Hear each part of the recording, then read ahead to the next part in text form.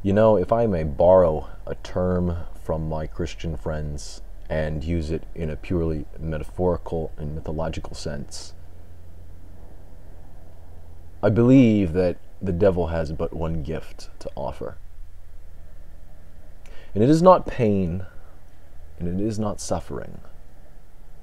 It is not woe or sorrow or loss. It is not depression or grief or greed or lust. It is none of these things that we would intuitively come to.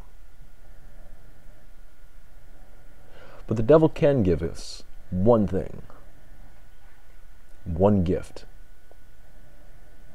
The devil can give us an identity.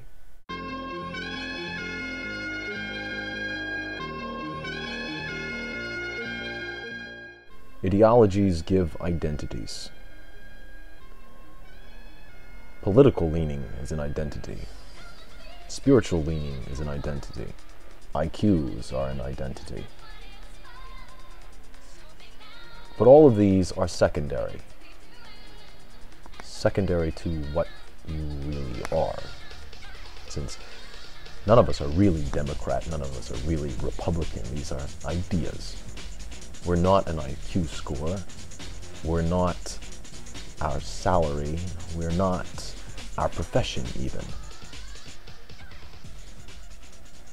But all of these things provide for us something that we do yearn for. And that is a stable base to judge the rest of the world. And we don't want to do it in our most tender spot.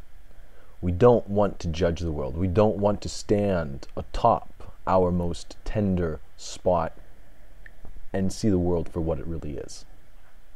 We'd much rather make our arguments and cast our ideas in the shadow of someone or something bigger than us. You know, if you haven't, you need to watch the God and Drugs video, because what I'm about to propose to you is not going to make much sense without it.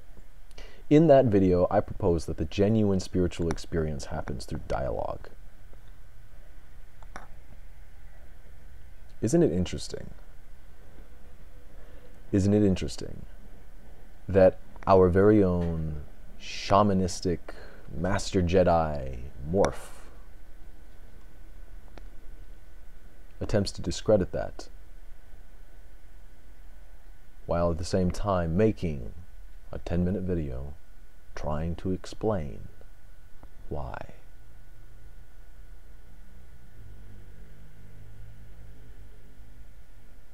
The truth is that logic is the only arbiter.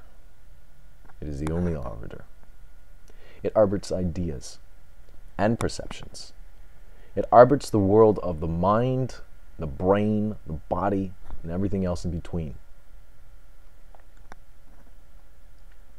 If there is anything else between. Start screwing with logic, and you will start screwing with your perception of reality.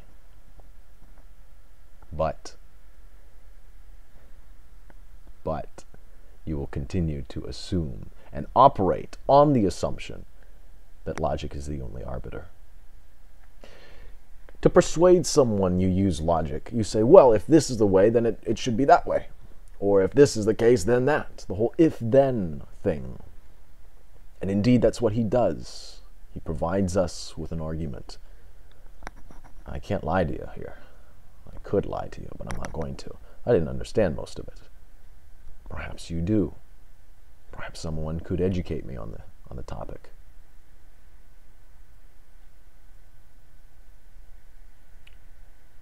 There's another guy that made now 2 responses to me, who found Jesus Christ through psychedelics. And both of these individuals, both John and Silver Soul, I think is the other guy's username,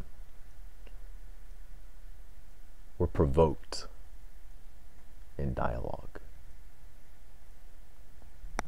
And why?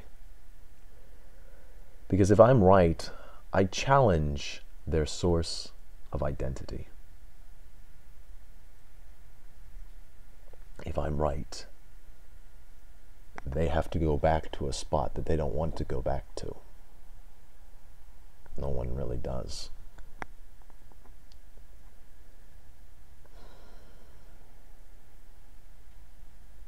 The devil doesn't cause suffering. We do that to ourselves.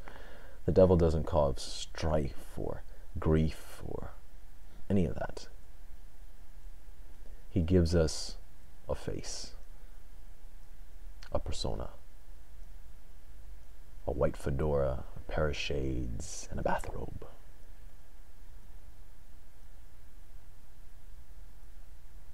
Whose identity do you play?